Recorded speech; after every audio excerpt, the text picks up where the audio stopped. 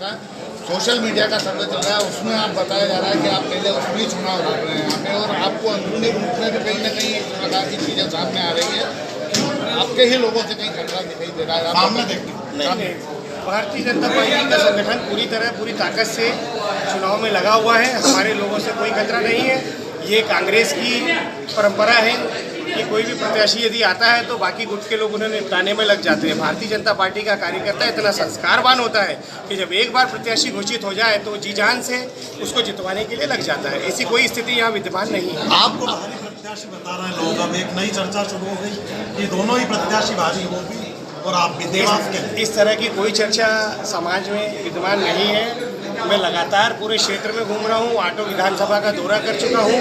अब आपके नॉलेज में कहाँ से आया मुझे इस बात की जानकारी नहीं है। आप खुद जाके इस बात की तफ्तीश कर सकते हैं कि ग्राम नरखेड़ी पोस्ट आगरोद में मेरा परिवार वहाँ पर रहता है। मेरे 3 काका साहब वहाँ रहते हैं, मेरी बुआ वहाँ रहती है, मेरे पिताजी का ननिहाल भी वहीं पर है। एक अहम सवाल है कि जो है पीएम मोदी को लेके जो है देश भर में जो कैंडिडेट है वो कह रहे हैं कि मोदी जी को देखें हमें ना देखें।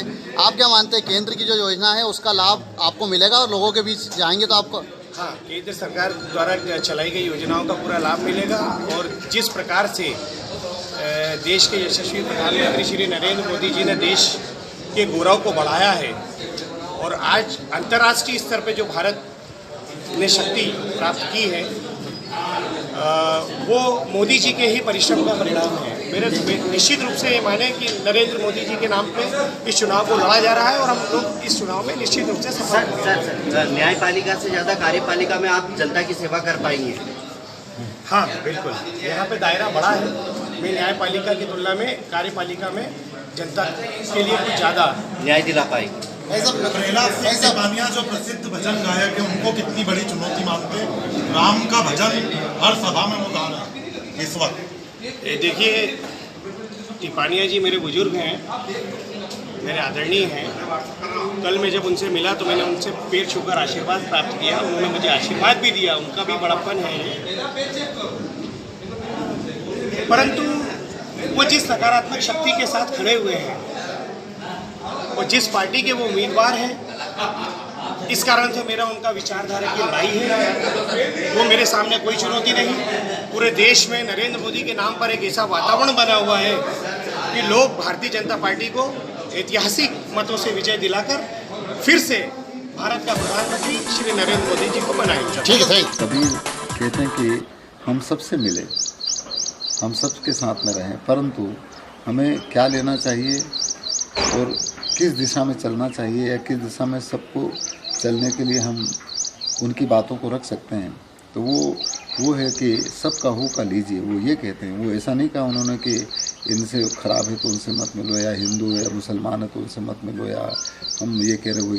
वो कहते हैं कि सबका हो का लीजिए और सांचा शब्द निहार, पक्षपात मत कीजिए कहें कबीर। हम यदि किसी के पक्षापक्षी करते हैं तो निश्चित रूप से कहीं न कहीं गड़बड़ है। और धर्म नीति वो है जो सबके लिए एक जैसी होती है। राजनीति भी वो होना चाहिए जो सबके लिए एक जैसी हो, सबके लिए हित जैसी हो।